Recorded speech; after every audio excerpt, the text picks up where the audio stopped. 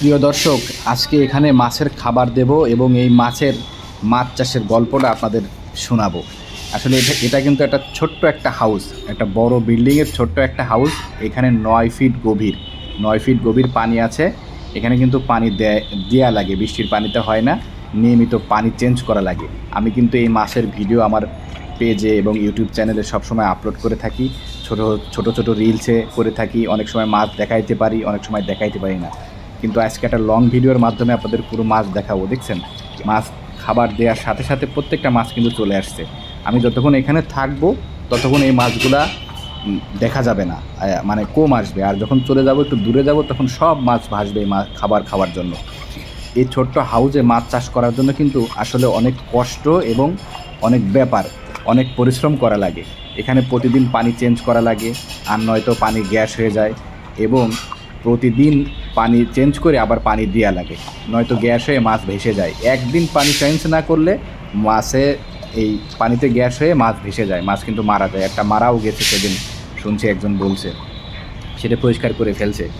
এই এই ভিডিওগুলা মানে এই মাছের ভিডিও কিন্তু আমি রিলস আকারে দিই প্রতিদিন আমার আইডিতে গেলে আপনারা দেখতে পারবেন। প্রতিদিন এই মাছের ভিডিও আমি দিয়ে থাকি, প্রতিদিন সকালে একবার, আর দুপুরে একবার, রাতে একবার, 3 বেলা এই মাছের খাবার দেয়া হয়।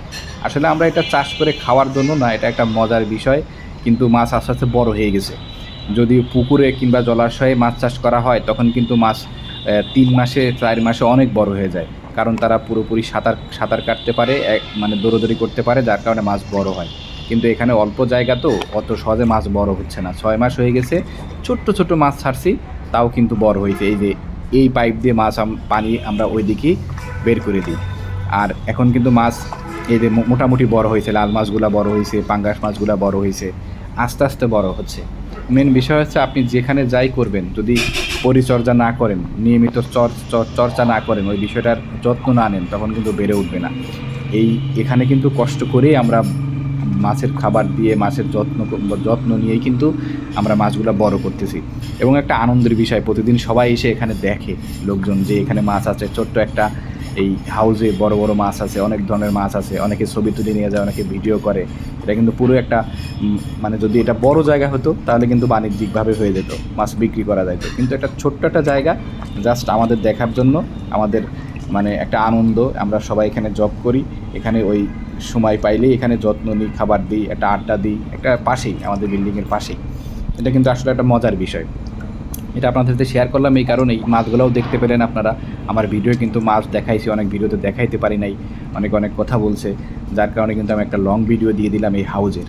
এটা কিন্তু একটা ছোট্ট একটা হাউজ। ঠিক আছে, সবাই ভালো থাকবেন, সুস্থ থাকবেন। আল্লাহ হাফেজ।